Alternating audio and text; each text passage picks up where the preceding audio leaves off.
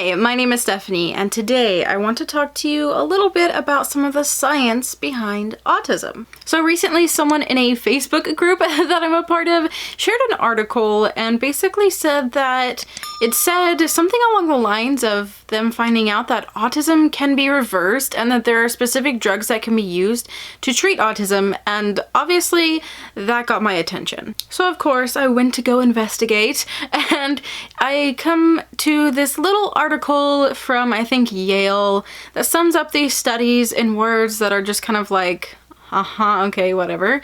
And so I decided to dig deeper into the actual papers that were published and was met with a lot of big words, a lot of sciencey things and terms that my recent schooling helped me navigate. And then finally came to the conclusion that that nice, neat little article wasn't exactly wrong. So here I am to explain to you some of the things that I found out pertaining to that particular article, which these papers, if I am correct, were released late October of 2019, so very recent, and some things that I've learned about other autism studies that are in direct correlation to these particular ones. Now, these are gonna be a lot of terms that you're probably not familiar with unless you're, I don't know, good at science, unlike me. So I'm going to do my best to put it into a way that makes it easy for everyone to understand. So let's start at the top, some things we need to understand before we can really understand what these studies did and what they're saying. So basically there is a theory that I think is from 2003 that basically the autistic brain is out of balance in terms of the inhibitory and excitatory signals, messages, or whatever going on in the brain. So the idea is that there's not enough inhibitory signals to counteract all the excitatory signals, and that makes the brain overexcited more than it would be so in a neurotypical brain. Now, this is where something called GABA comes into play. So again, there's not enough inhibitory response in this theory to handle all the excitatory responses going on in the brain, right? So this thing called GABA, it's a neurotransmitter, and that's like the short form of it. I don't remember the long form name. Maybe I'll pop it here for you guys who care. Basically, it's a neurotransmitter that gives an inhibitory response. So again, we're lacking that inhibitory. That's why GABA is important. It's an inhibitory neurotransmitter. And GABA is important for a large amount of things that go on in the brain. It doesn't just deal with the inhibitory response that we're looking at, but that's part of why it's so important. But it is also important in the development of the brain, as well as a lot of other functions that go on inside the brain. Okay, so keep GABA in mind over here in the corner. Now, also with the whole autism research, they have marked certain genes that maybe trend a lot with autism. They might see that a lot with autistic individuals who have, you know, been a part of research, etc. And there are certain ones that they've marked as basically what they call autism candidates, maybe something that's causing autism. And there's a particular gene that encodes something called KCC2. Now, if that gene sequence or whatnot is making KCC2, there's a possibility that that KCC2 is going to mutate, which ends up messing with other functions. So what does KCC2 do? It's something called a co-transporter, and basically it has to do, at least in the scope of what we're concerned with chloride ions. And basically it gets rid of the chloride ions that don't need to be there. So if there are an excess of chloride ions, the KCC2 co-transporter, from my understanding of reading a bunch of things, basically gets rid of those extra ones. Now, remember GABA, that's that neurotransmitter that gives that inhibitory response that could balance out the excitatory issues, blah, blah, blah, right? So something that would mess with GABA doing its job properly is an excess of chloride ions. So if KCC2 is messed up and it's not getting rid of those excess chloride ions, that means that GABA isn't able to do its job properly. So you see, it might be of interest for scientists to look at this KCC2 thing to make sure that GABA's doing its job, because if GABA's not doing its job, you're going to see that overexcitement that they're supposing is the reason for the autistic brain being the way that it is. And this KCC2 being encoded by one of those genes that they consider an autism candidate, obviously they're going to want to look more into it, right? So that's what they're doing.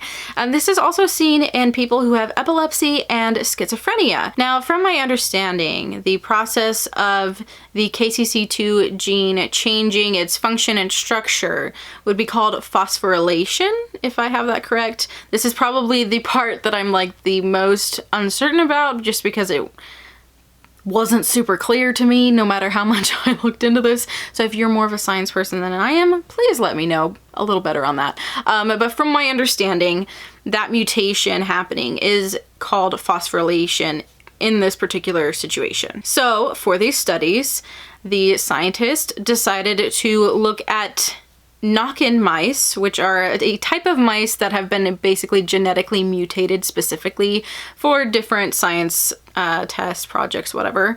And they decided to see what would happen to mice who have that KCC2 that mimics that phosphorylation process and such not.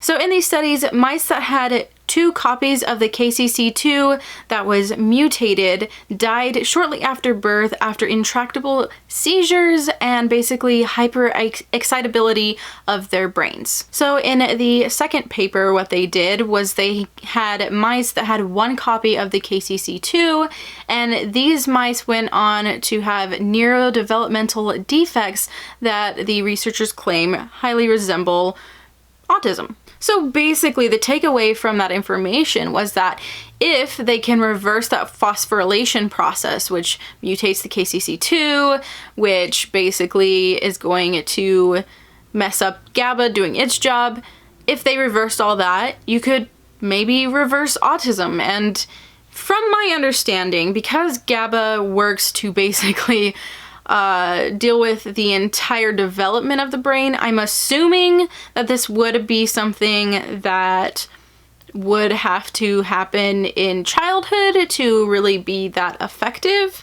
I know that they say that, you know, adult brains do respond to things, but if this is like how all the neural pathways are working, it is my layperson's understanding that this would be something for like children, small children, that could help them develop maybe more typically as they're developing, so GABA can do its job again while their brain is developing and not have hyperexcitability in their brains. However, the article did make kind of like a little note that perhaps they could kind of tune GABA to do what people wanted it to do, which I think is kind of also where the idea of reversing autism kind of comes in. I don't know if they're trying to say like they dampen the excitability so much that it kind of like starts to like shift and even out.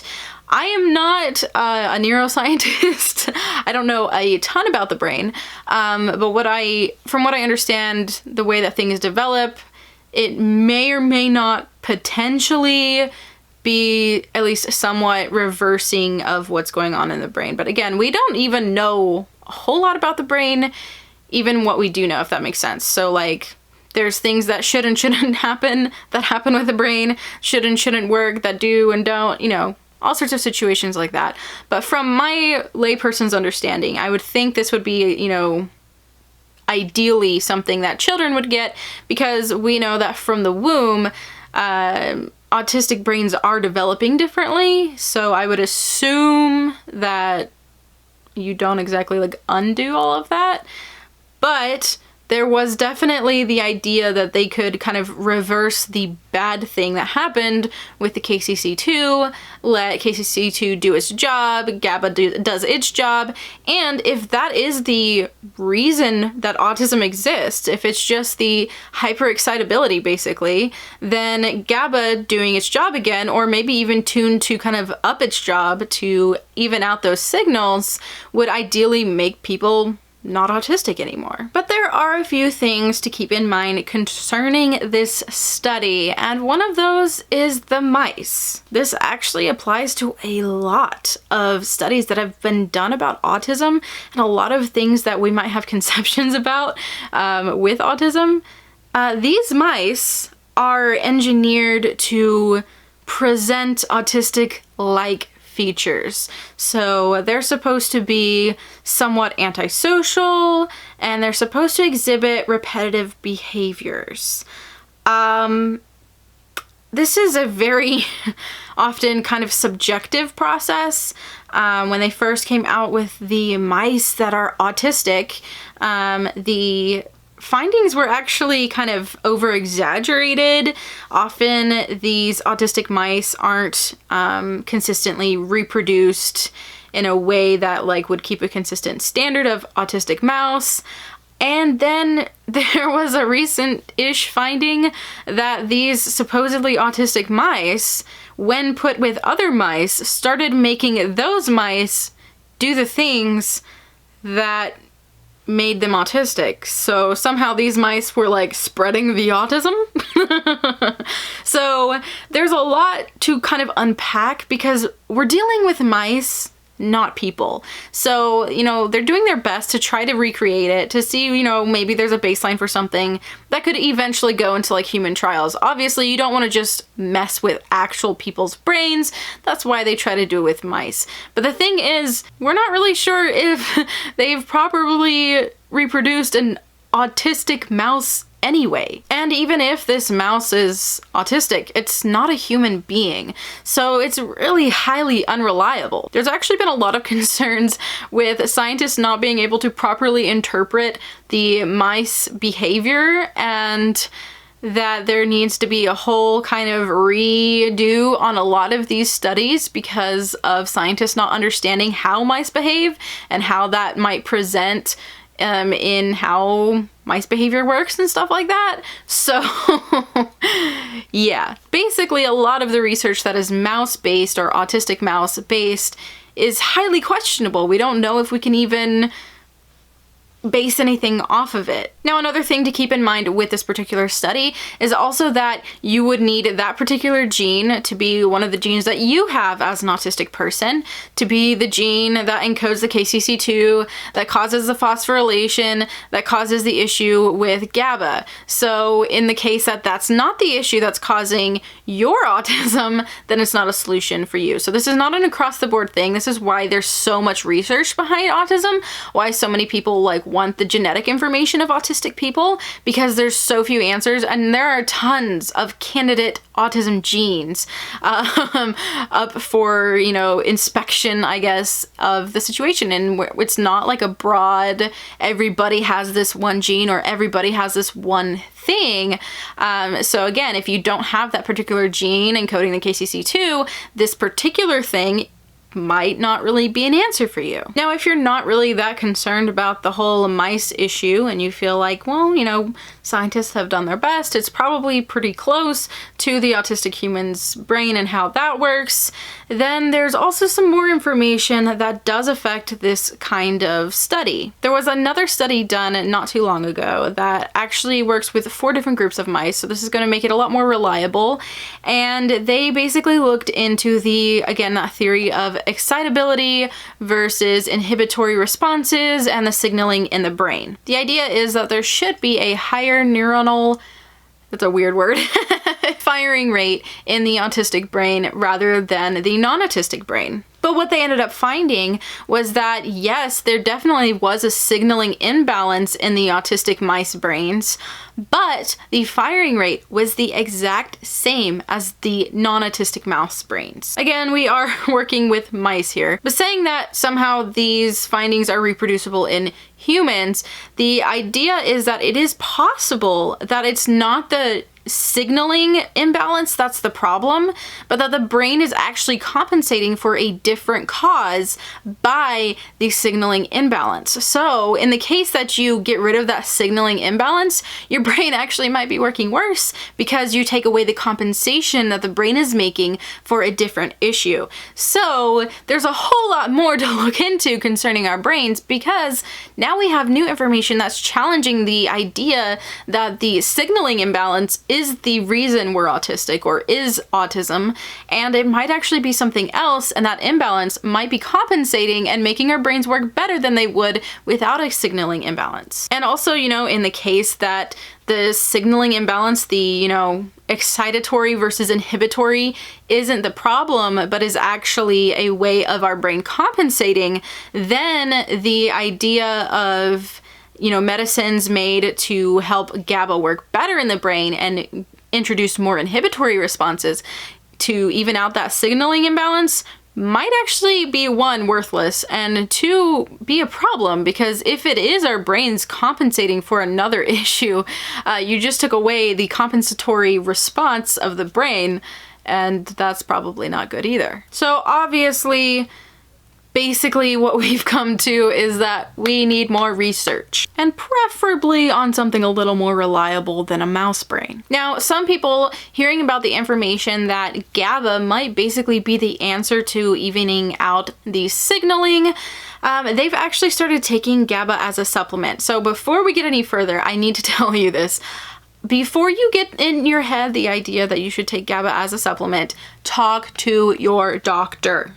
Do not start taking GABA as a neurotransmitter, as a supplement, without talking to your doctor first, okay? Just putting that out there. Please don't be a crazy person. All right. Anyway, so basically people decided, you know, well, hey, if this is helping, I want to see if I take some GABA and eat it like you would like serotonin. People eat serotonin as a neurotransmitter in like a little capsule thing or whatever. So they decided, you know, if I take this, this might help my issues. But there's not a whole lot of research on that first. And two, there's a very big difference between a neurotransmitter already being in your brain versus you ingesting it. So there's going to be a very big difference on how your body's processing that, what's actually getting to your brain. If I understand correctly, I don't know if it was a study or just general evidence, but basically the idea was there's very little of the amount ingested that actually even makes it into like the brain processing. So it might not be that great of an idea. However, there have been some findings where people have felt calmer, drowsier, and even felt maybe calmer in the problem-solving process. So that is interesting for sure, something worth looking into. However, of course, there are side effects. Obviously, you know, don't be driving heavy machinery or something like that without knowing how it affects you, blah, blah, blah. Again, this is definitely a talk to your doctor, and I would personally be very cautious about this because, again, we don't have a lot of science and research on this yet. So beyond the actual sciencey part of all of this, we come to another issue. Would taking GABA or taking some magical medicine that evens out all the things in our brain, and say that that's the reason, maybe it is the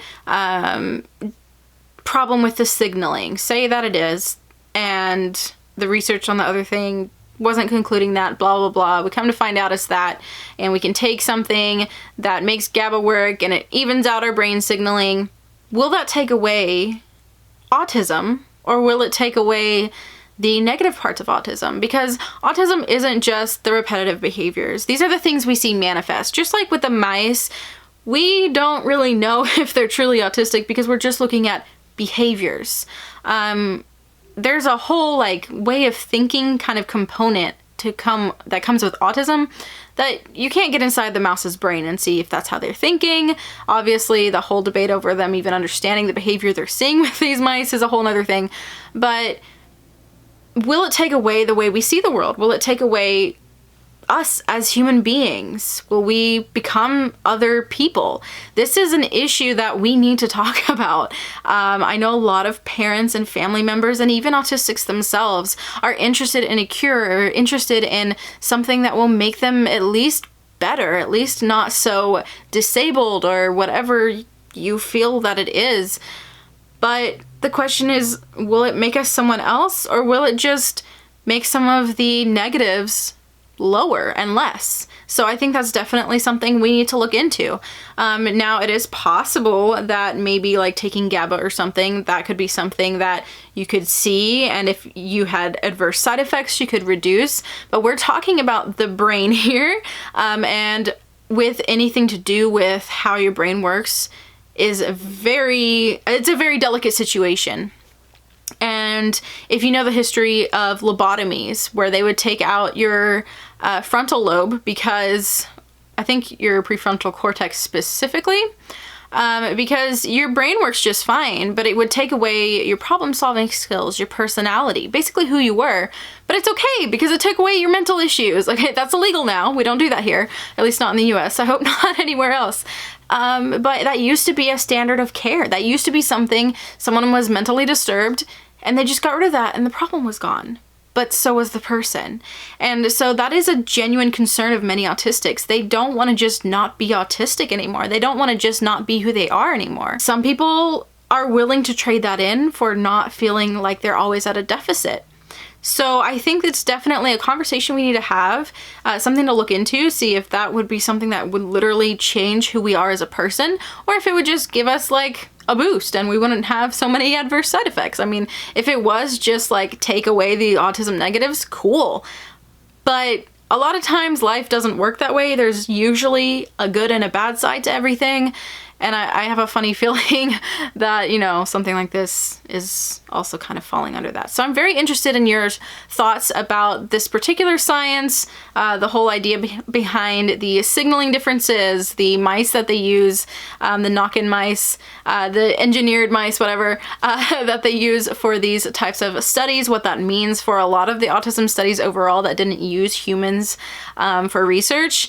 Yeah, I'm interested in all of your thoughts, and I hope that this was okay to follow. I worked really hard, shamefully, honestly, really hard on figuring out what I was reading, what I was looking at, and trying to understand the mechanics behind the research and why people are looking into it and what the theory is about autism. So I hope that this has helped you understand a little bit more about how autism works, or at least how we think autism might be working, and what people have just very recently discovered through research. Anyway, I think I've blabbered on long enough. If you enjoyed this video, go ahead and give it a thumbs up and let me know all your comments, of course, in the comments below. And if you like to hear autism-related content from me, I do try to upload every Thursday at 4 p.m. Central Standard Time. So if you would like to hear that, go ahead and hit that subscribe button. I hope that you are having a wonderful week, and see me in my next video.